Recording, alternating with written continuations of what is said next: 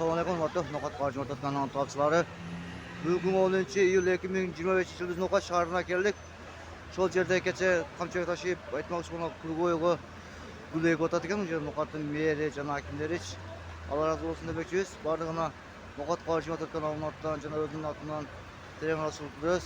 Jana Osoy like bosh komentar yozib qo'yinglar hurmatli. Hurmatli Nokat qarshi o'tadigan arkadaşlar kanalda Kurgoydu. Onu jatışat biz oraya gidip. Barınızlarga Nokat karına Nokat şehrinin çalın ısık olmak çalışıyoruz.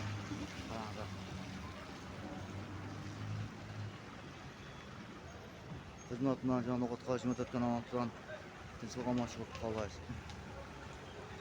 Bizge de verici olan Nokat şehrindeki Kampanyan Banka veren asılık yapıyoruz.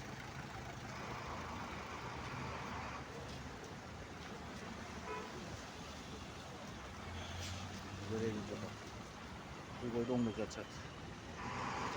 Yüklem kanı başlığı kamçıya taşıyıp Meri'ye cana Nokat şehrine hakimine Nokat evine hakimine cana Nokat şehrine yerine karşına verdiler. Bugün böyle kaldı.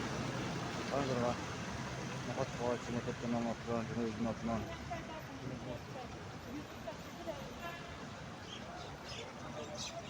Notat'tan karanlıdır.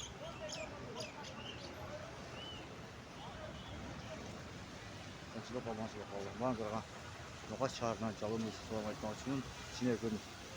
O blogger siz be.